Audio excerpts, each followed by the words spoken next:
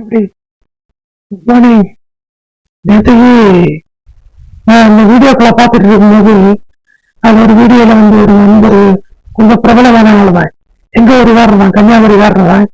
ஆனா பக்கத்து ஊர் தான் நான் இது நேரில் பார்த்தது இல்லை. ஆனா அவரு வீடியோல அவரு என்ன பண்ணியிருந்தாருன்னா ட்ரெயின்ல இருந்து ஃபுட்டை வந்து வேஸ்ட் பண்ணாம வீட்டுல வந்து கொண்டு வந்து சாப்பிட்டாரு. சரி உணவு வீணடிக்காம கொண்டு வந்திருக்காரு அப்படின்னு சொல்லி அவர் ஒரு லைக்கை போட்டுரும் அப்படின்னு சொல்லி லைக்கம் போட்டுட்டு ஒரு கமெண்ட் பண்ணலான்னு பார்த்து கமெண்ட் பண்ணேன். உணவு வீணடிக்காம கொண்டு வந்ததற்கு பாராட்டுகிறேன், மகிழ்ச்சி. அதுக்கு அந்த கமெண்ட் நிறைய பேர் லைக் பண்ணியிருந்தாங்க. அது கீழே பார்க்கும்போது ஒரு கமெண்ட்ல பார்த்தேன், இவன் சாப்பிட்றத பார்த்தாலே வாங்கி வந்துடும். அப்ப இது என்ன கமெண்ட், சாப்பிட்றத பார்த்தாலே வாங்கி வந்துருமா? அப்ப நீ என்ன மனநிலைமையில இருக்க?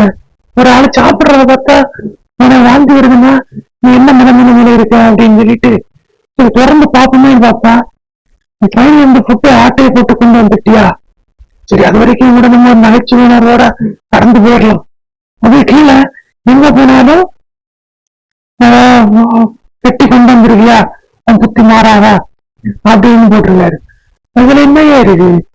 அந்த உணவு வேணாக்காம அவர் கொண்டு வந்ததுக்கு நம்ம அவரை பாராட்ட தானே செய்யணும். சரியானு அவரு நம்ம திட்ட வேண்டிய எந்த தேவையும் இல்லையே. அதுக்கெல்லாம் நல்ல ரொமான்ஸ் நிறைய இருந்து அவரு ட்ரெயின்ல பே பண்றாரு, அவருக்கு ஃபுட்டா ப்ரொவைட் பண்றாங்க. அதுக்கு அவரு அங்க வச்சு சாப்பிட்டா என்ன, வீட்டுல கொண்டு வந்து சாப்பிட்டா என்ன, அவரோட விருப்பம் அப்படின்னு நிறைய கமெண்ட்ஸ் இருந்தது. அப்படி நிறைய கமெண்ட்ஸ் அப்படி நிறைய இன்னொரு கமெண்ட் பாத்தீங்கன்னா, பண்றாரு டீசெண்டா கூட சாப்பிட தெரியாத தற்குறி. சாப்பிடுறது என்னையா டீசெண்ட்? பசி வந்தா சாப்பிட போறோம், அதுல என்ன டீசெண்ட்?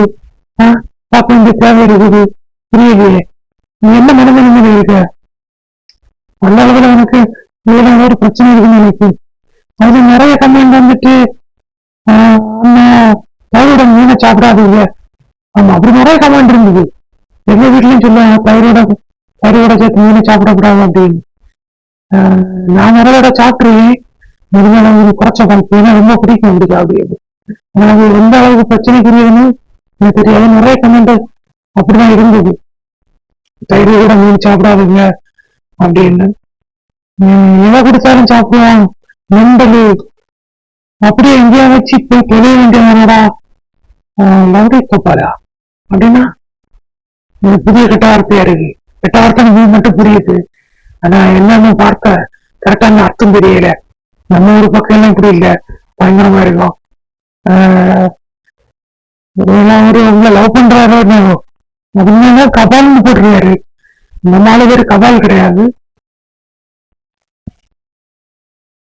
இப்படி நிறைய சவுத் சைடு நேரில் கொஞ்சம் சாம்பார் ஊற்றி சாப்பிடுவாங்க, நல்லா இருக்கும். ஆமா, கண்டிப்பா நல்லா இருக்கும், நானும் சாப்பிட்டுருக்கேன். அது இன்னும் ஏதாவது உணவு இல்லாம இருக்கவங்களும் கொடுத்துருக்கலாமே அப்படின்னு இருக்காங்க. அது கூட நல்லா பண்ணி வைக்கலாம், தப்பு இல்லை.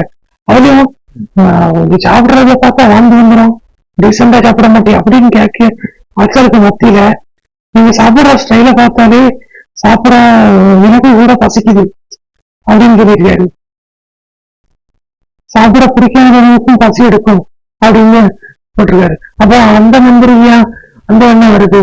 யாரோட யாருன்னு காட்டுங்க, எல்லாமே இது பிளர் பண்ணிருக்கேன். நம்மகிட்ட யாருக்கும் கேட்காம வீடியோ எடுக்கிறது இல்லையா, அவங்க அப்படி பண்ணிருக்கேன். அதுல அந்த இதை கொடுத்தாலும் சாப்பிடுவியா, சாப்பிடக்கூட பார்த்தாலே வந்துருக்கு.